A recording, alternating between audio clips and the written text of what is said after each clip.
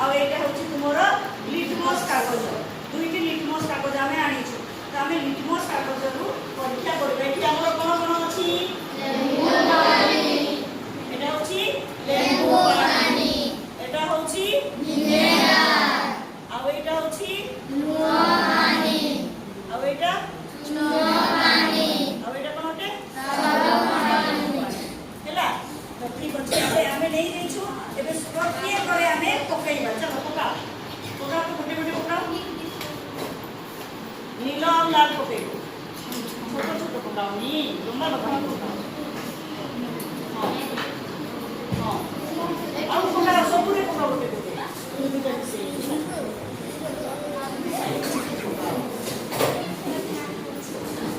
का संगे एठी कोटा पकेइबो लाल के एका संगे पकेइबो ना लाल का पकेइबो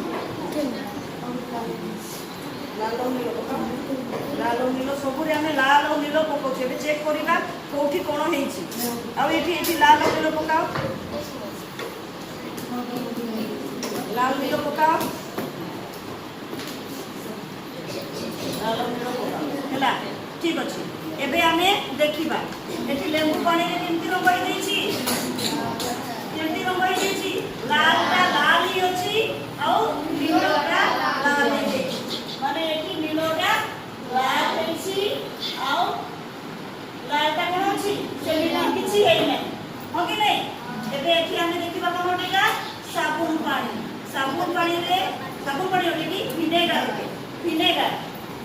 रे कोन अछि एठी भी लालटा लाल होछि लालटा किछि होई नै नीलोटा लाल हेइ हो कि नै आ एटा कोनटे मोर लुण पानी एटा लाल और नीलो किछि परिवर्तन हेइ नाही माने एथि किछि परिवर्तन होई नै हैला एबे नेबा हमें कोनटेका चूना पानी रे ब्लू देखो गोटे नीलो गोटे लाल पका हेतिला दुईटा नीलो होई दैछि माने नीलोटा नीलो ही अछि आ लालटा माने एटा क्रॉस माने किछि हेइ नाही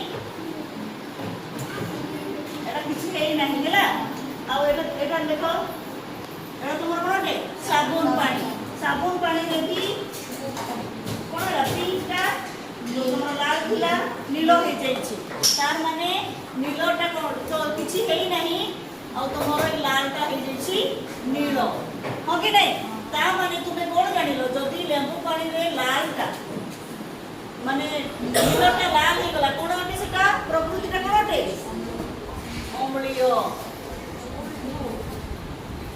एटा प्रकृतिटा कोन होते अम्लीय साबुन पानीटा जदी लालटा नीलो हे गला कोन होते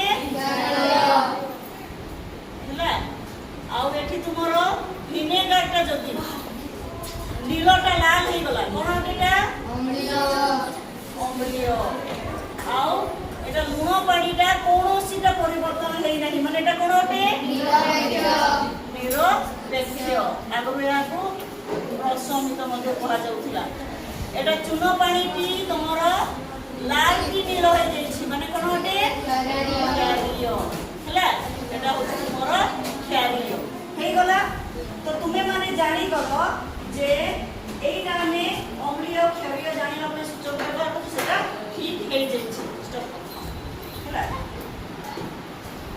तो एइटा हमर कोन होते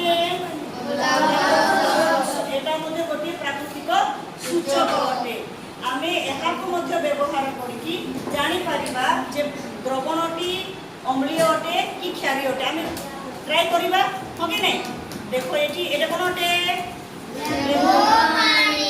लेंबू पानी रे टिके पकेबो बेसी नि जिवो केमती हला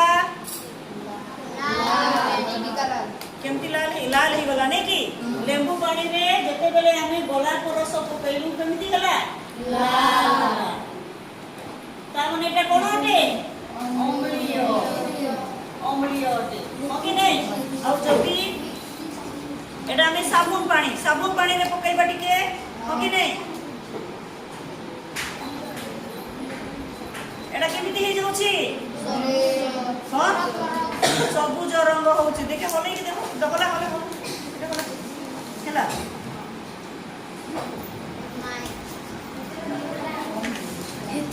ହେଲା ସବୁଜ ହେଇଗଲା, ଦେଖିଲ ସବୁଜ ହେଇଗଲା, ସମସ୍ତଙ୍କୁ ଦେଖା ଯାଉଛି। এটা କେମିତି ରଙ୍ଗ ହେଇଗଲା ସାବୁନ ପାଣିରେ? ସବୁଜ। ମାନେ এটা কোন ଅଟେ? କ୍ଷାରୀୟ। এটা ହଉଛି କ୍ଷାରୀୟ।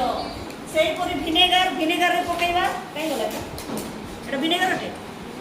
ହଁ ଭିନେଗାର ଟିକେ ପକେଇବା ଏଥିରେ। এটা କେମିତି ରଙ୍ଗ ହେଇଗଲା? ଲାଲ। ଲାଲ ହେଇଗଲା ନା? ହଁ ତା ମାନେ এটা କେମିତି ହେଲା? এটা কোন ଅଟେ?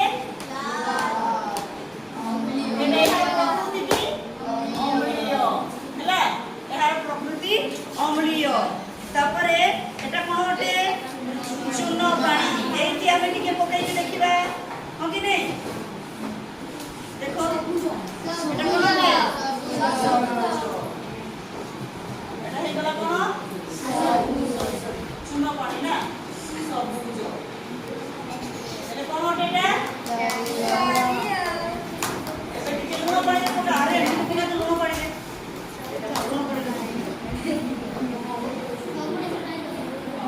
এটা দেখো, এটা লুণ পানিতে পকাইলু হেলে লাল ହେଇନି କି ସବୁ ତାର ଯେମିତି ରଙ୍ଗ ଥିଲା ସେମିତି ହିଁ ରଙ୍ଗ ରହିଛି ନାଇଁ କି? ଆଗରୁ এটা ଯେମିତି ରଙ୍ଗ ଥିଲା ସେମିତି ହିଁ ରଙ୍ଗ ଅଛି। ମାନେ এটা কোন ଅଟେ? ନିରପେକ୍ଷ। ନିରପେକ୍ଷ। ତାହେଲେ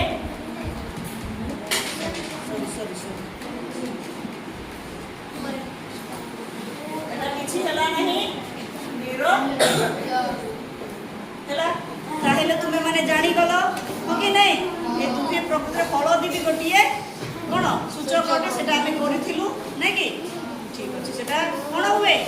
ସାବୁନ ପାଣି ଚୂନ ପାଣିରେ କେମିତି ରଙ୍ଗ ହୁଏ? ଲାଲ